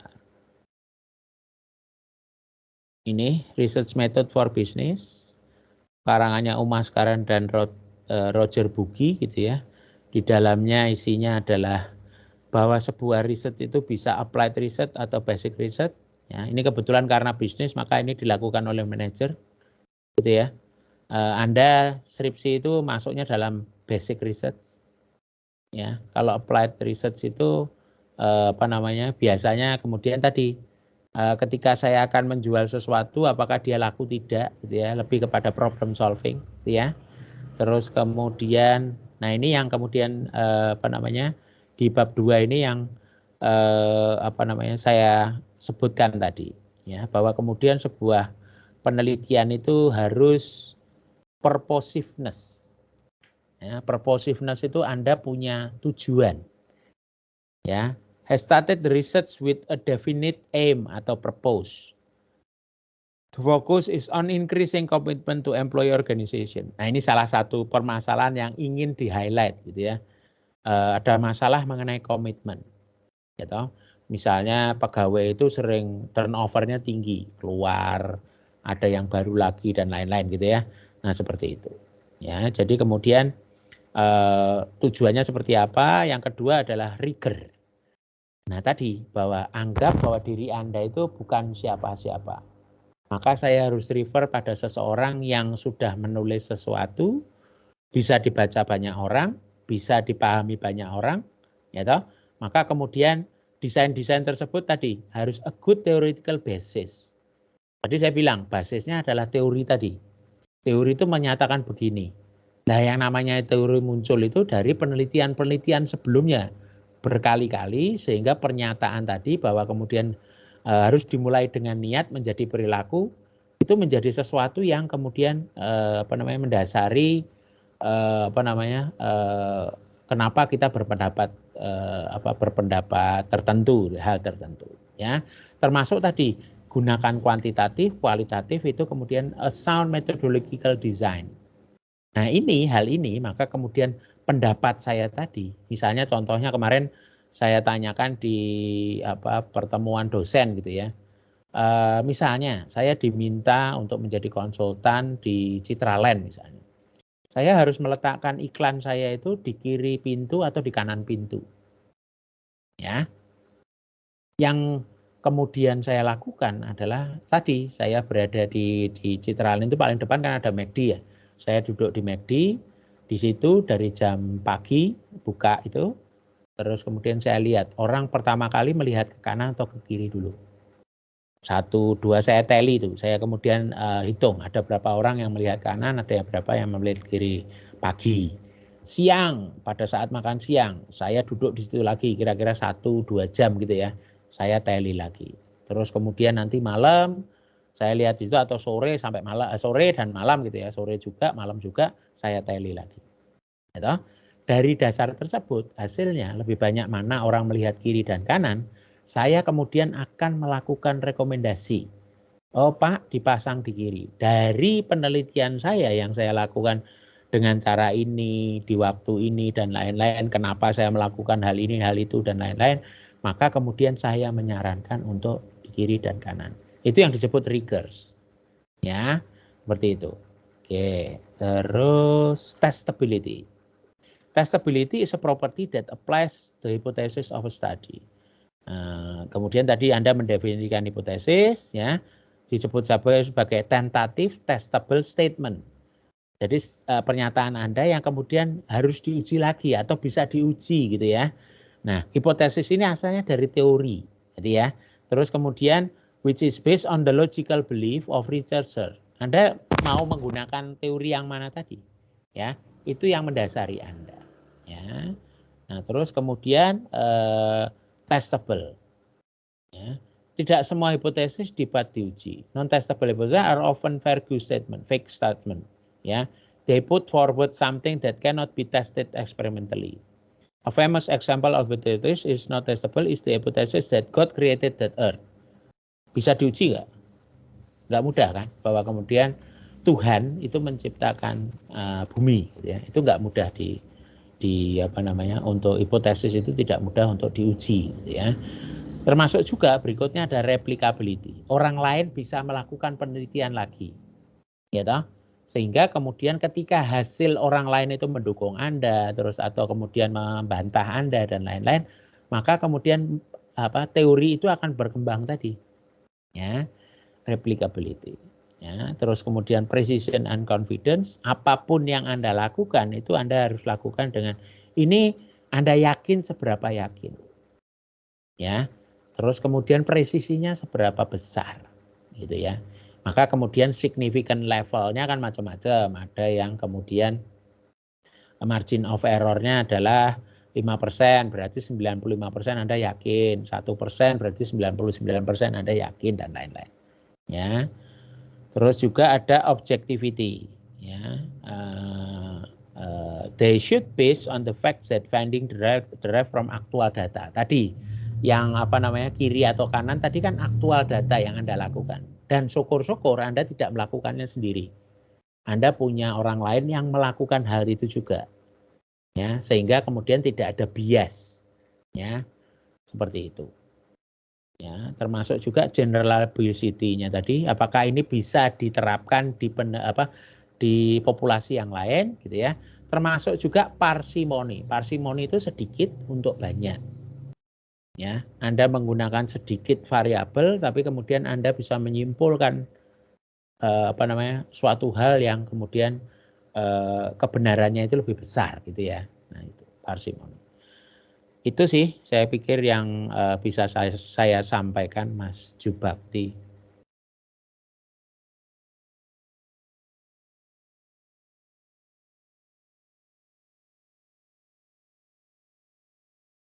Baik, terima kasih Bapak atas pemaparan materinya. Sangat luar biasa sekali, banyak sekali tadi ilmu-ilmu yang Bapak sampaikan, dan juga saya juga sedikit remind juga tentang ekonomi, terus masih berkesinambungan juga dengan materi satu yang telah disampaikan Bu Hasta, dan juga Bapak menyampaikannya juga sangat interaktif juga, mengajak teman-teman peserta untuk aktif juga. Dan selanjutnya kita akan beralih ke sesi selanjutnya Pak, ada sesi tanya jawab. Ya, silakan. Ya, setelah penyampaian materi oleh Pak Made, akan ada sesi tanya jawab nih teman-teman mengenai materi yang telah disampaikan. Jadi, kepada teman-teman yang masih bingung, yang masih ganjel, yang masih gantung, yuk langsung aja kita tanyain yuk. Kita clearin ya JB ya hari ini juga. Betul sekali nih Jenny. Buat teman-teman yang ingin bertanya tentang apa saja yang telah disampaikan oleh Pak Made, mungkin tadi teman-teman ada yang bingung tentang bagian apa itu, tentang hal-hal yang bingung tadi, bisa ditanyakan langsung, mumpung ada Pak Made nih. Kapan lagi bisa konsultasi free? Mungkin siapa tahu 2 atau 3 tahun ke depan konsultasi dengan Pak Made sudah berbayar ya Pak? Iya, betul sekali. Teman-teman yang masih mau tanya. Maksudnya berbayar apa? Enggak lah.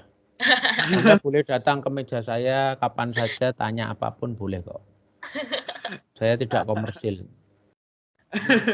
Wah, luar biasa sekali pembicara kita hari ini ya JB ya, benar-benar mulia juga ya. Betul juga sekali. biasa aja.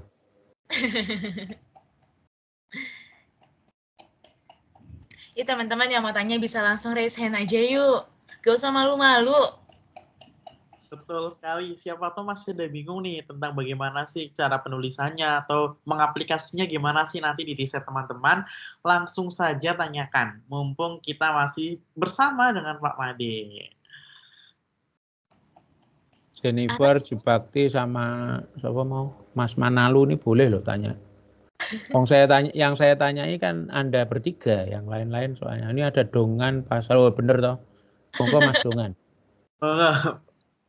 Ya. Silakan Kak Dongan jika ingin bertanya.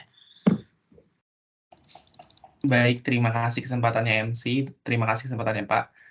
Sebelumnya saya mengapresiasi dulu Pak untuk materinya, sangat insightful banget, apalagi saya kan di semester 4 ke 5 ya, udah mau mendekati skripsian. Jadi menurut saya materi ini menarik banget dan memandang menjadi materi untuk bisa dibawakan untuk pembuatan skripsinya nantinya Pak. Nah, jadi ada 2 hal yang ingin saya tanyakan Pak.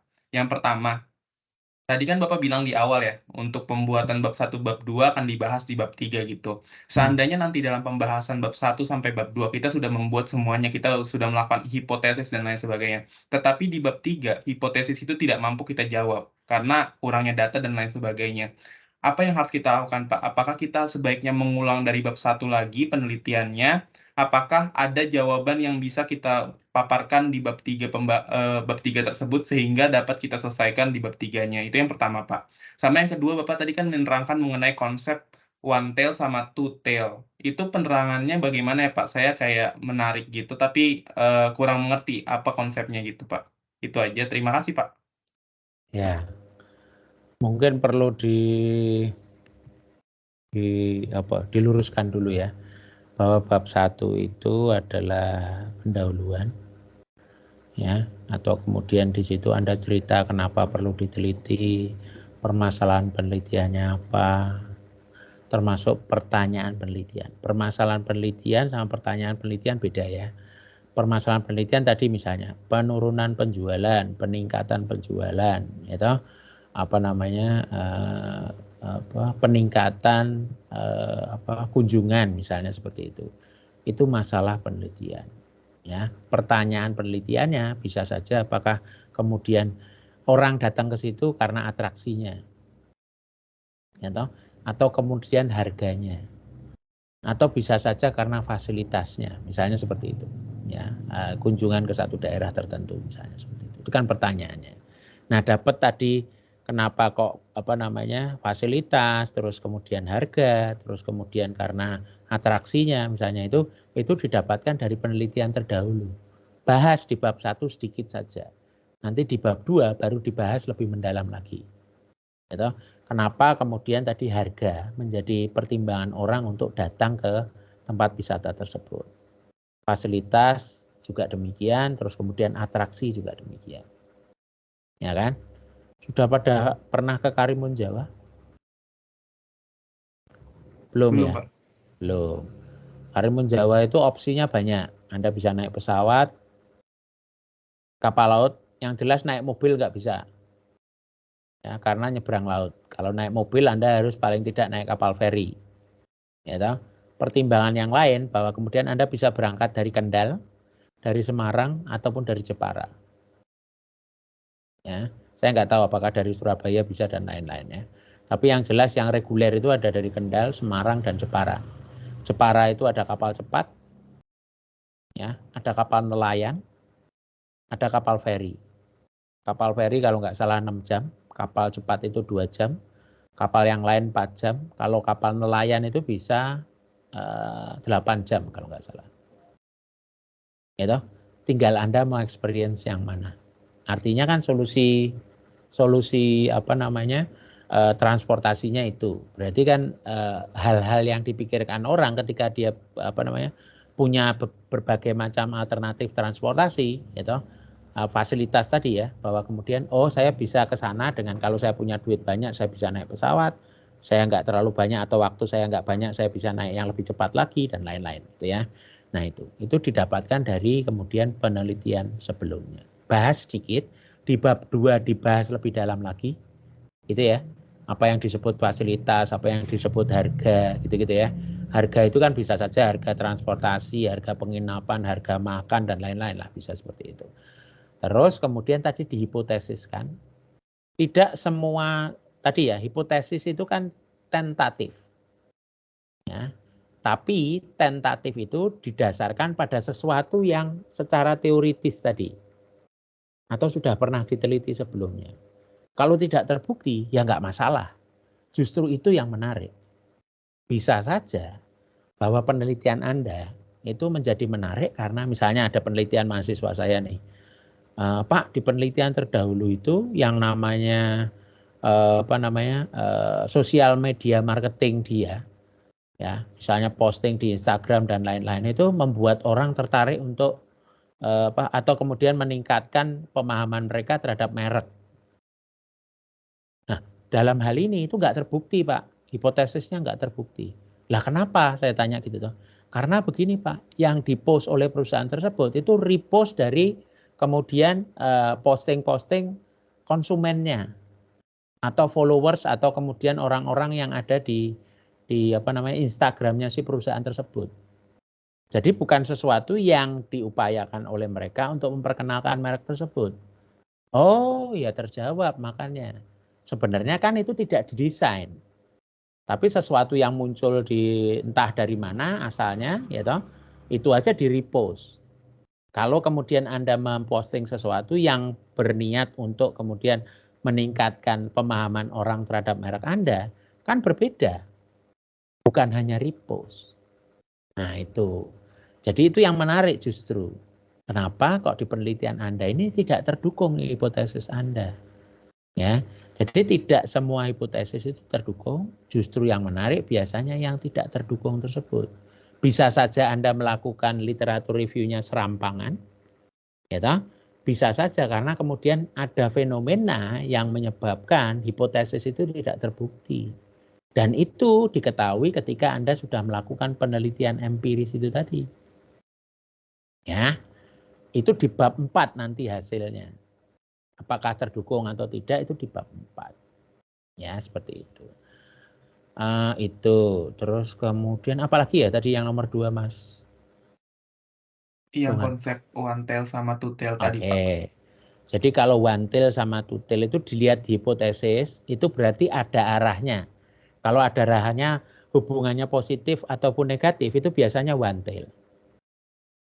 Karena kan hanya akan ada positif atau negatif. Gitu? Gitu ya. Jadi Anda sudah di depan menyatakan ada hubungan positif antara A dan B. Ada hubungan negatif antara A dan B. Itu biasanya statistiknya Anda menggunakan one tail. Tapi kalau Anda hanya menuliskan ada hubungan antara A dan B, biasanya two tail. Karena bisa saja hubungan itu positif maupun negatif. Tergantung nanti hasilnya. Nah, nanti hasil tersebut Anda baru menjelaskan kenapa kok positif, kenapa kok negatif. Gitu ya. Itu Mas Dongan. Baik, sudah menjawab semua. Terima kasih, Pak. Oke. Terima kasih kepada Pak Made atas jawabannya dan juga kepada Dongan atas pertanyaannya. Mungkin masih ada peserta yang ingin bertanya, kita beri waktu kurang lebih 10 detik ya. Kita hitung, jika tidak ada maka kita akan Cepet akhiri banget. sesi. 10 detik. 10 detik untuk ada yang mau bertanya lagi mungkin Pak, untuk raise hand. Oh gitu. Jennifer boleh loh nanya. Sudah cukup jelas. Siapa tahu ada pertanyaan dari Pak Joko Isgiarto, terus kemudian dosen favorit Anda toh? Wah, betul Pak Jaka ya Pak. Kakak kelas saya itu. Iya betul. Kalau yang seumuran saya di IE itu ya Profesor Hadi Sasana, Ibu Neni Woyanti, Bu Ahma Hendra itu satu angkatan dengan saya. Cuman mereka IP-nya tinggi-tinggi, saya IP-nya 2,13. Jadi tadi ketika Anda bilang pembicara hebat itu saya malu. Karena mereka harusnya lebih hebat dari saya. IP-nya tinggi-tinggi. Saya dulu enggak suka belajar, sukanya nongkrong, main, dan lain-lain. Maka kuliah saya 8 tahun. Sayangnya saya bangga dengan hal itu.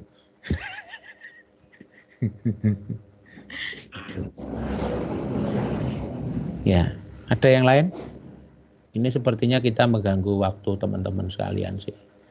Ya kan, karena tadi Anda bilang pagi-pagi biasanya mereka masih tidur. Ini kok disuruh bicara, bicaranya nggak mudah lagi gitu ya. Jadi wajar saja. Makanya saya juga tidak berharap peserta open camp dan lain-lain sih.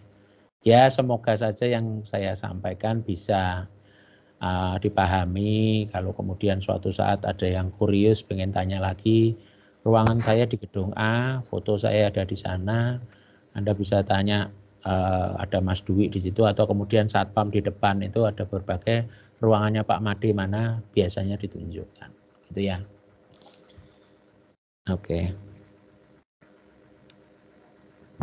Baik Bapak, terima kasih. Dan juga sepertinya dari teman-teman sudah tidak ada yang bertanya, karena penjelasan Bapak tadi sudah cukup jelas, dan juga sudah menjawab keresahan-keresahan teman-teman juga tentang apa saja yang harus dipersiapkan dalam Pekan Riset Ekonomi kali ini. Boleh nggak nanya? Boleh Pak. Ini pesertanya semester berapa?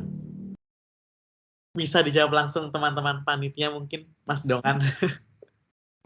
Dongan ini kan semester 4. Iya Pak. Semester 2 dan 4, saya Pak. 4 masih kejauhan ya sebenarnya. Kalau yang udah fase-fase kritis itu kan 7 gitu-gitu ya. Ya kan, karena Anda mau nggak mau sudah ngajuin KIPS, Anda mulai skripsi gitu ya. Meskipun ini mungkin diharapkan untuk kemudian menulis ilmiah untuk kemudian lomba-lomba itu ya. Nah, seperti itu. Tapi basically kalau Anda sudah dapat riset metode? Dongan? Belum, Pak. Belum. Nah, belum kan? Ya mana bisa paham kalau gitu. Ya ini sekedar masukan buat nanti ke depannya saja. Bahwa supaya lebih mengena ya toh, paling tidak mereka sudah pernah dapat research method. Itu. Ya. Kalau belum ya enggak gampang sih gitu ya.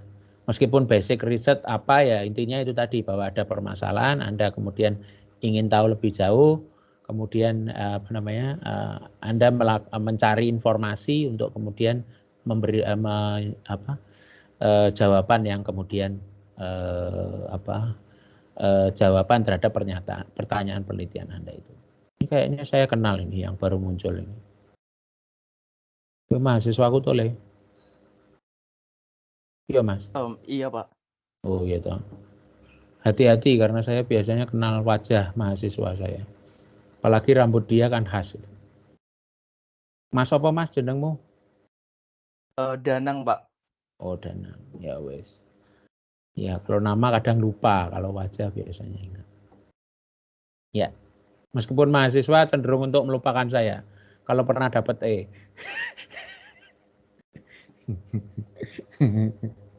Ya, silakan.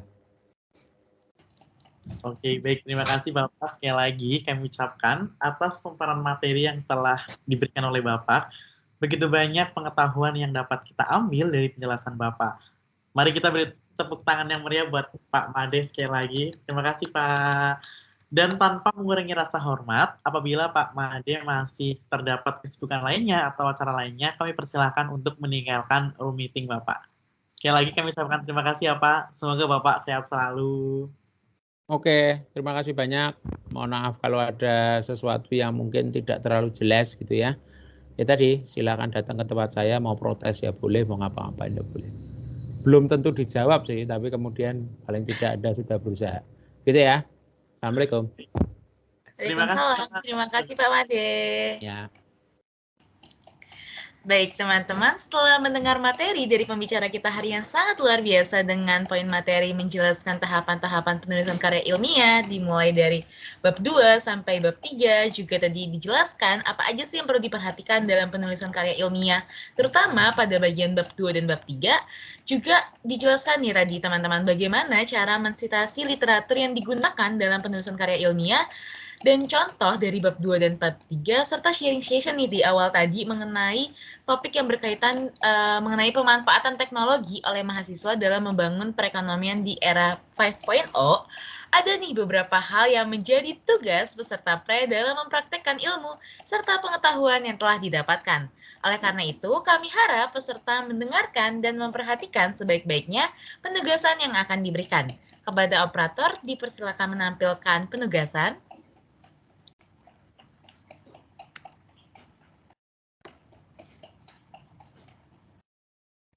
Ya, berikut adalah penugasan dari bimbingan 2 kita hari ini, yaitu peserta wajib melanjutkan penulisan karya tulis ilmiah ke tahap selanjutnya, yaitu bab 2 yang merupakan tinjauan pustaka, dan bab 3 yang merupakan metode penulisan atau penelitian.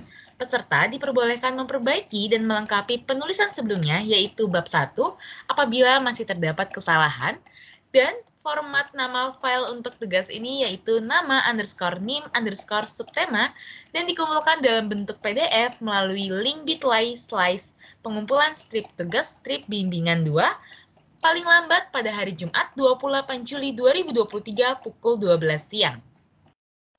Itu tadi merupakan tugas yang diberikan kepada peserta pre-bimbingan 2 hari ini.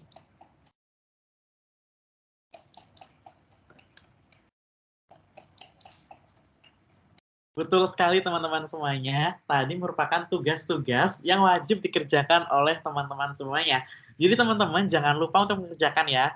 Dan juga setelah ini kita juga masih open forum diskusi apabila teman-teman tadi masih bingung nih tentang tugas-tugasnya, apa aja yang harus dilakukan. Kak, tadi saya masih bingung tentang bla bla bla. Boleh banget ditanyakan ya Jenif ya.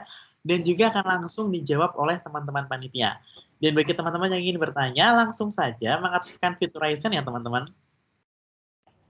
Yes, betul banget JB. Iya teman-teman, gak usah malu-malu nanya.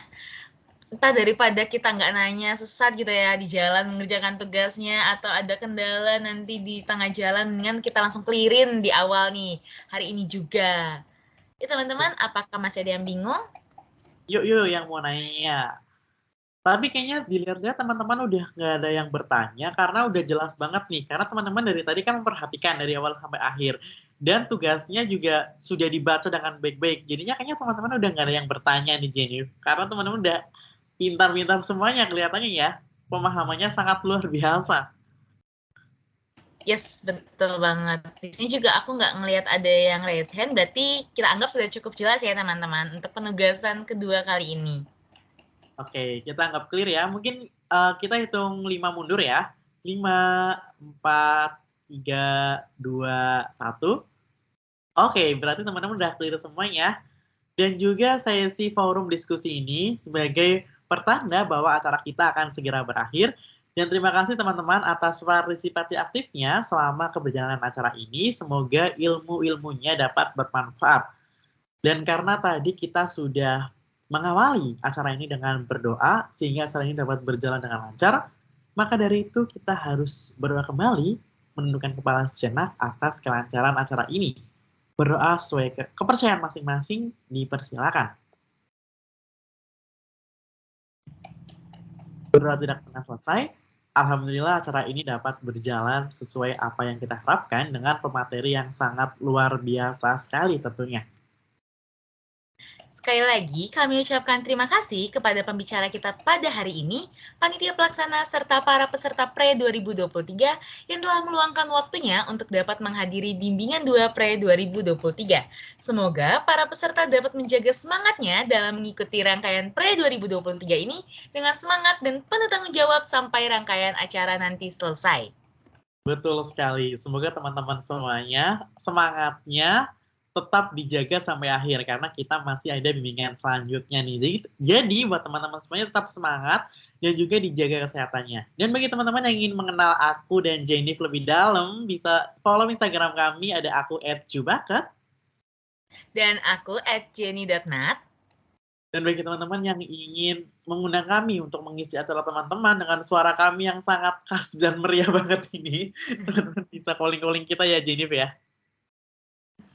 Yes, ditunggu teman-teman. Oke, ditunggu teman-teman. Dan juga semoga kedepannya peserta yang hadir pada hari ini bisa meraih hal yang terbaik dan juga meraih hasil yang terbaik juga dengan ilmu-ilmu yang bermanfaat tentunya. Karena bimbingan 2 ini merupakan bimbingan yang sangat bermanfaat sekali bagi teman-teman untuk penulisan riset.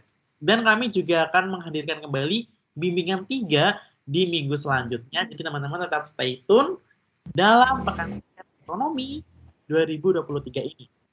Hal ini juga sebagai pertanda bahwa berakhirnya acara bimbingan 2 Pekan Riset Ekonomi. Sekali lagi kami mengucapkan terima kasih. Saya Jubekti Anggoro dan partner MC saya, Jennifer Natania, selaku Master of Ceremony kami pamit undur diri. Atas nama panitia penyelenggara, kami memohon maaf sebesar-besarnya apabila ada salah kata maupun perbuatan baik yang disengaja maupun tidak yang kurang berkenan di hati teman-teman sekalian. kami akhiri. Wassalamualaikum warahmatullahi wabarakatuh. Shalom, Om Swastiastu, Namo Buddhaya, dan salam kebajikan.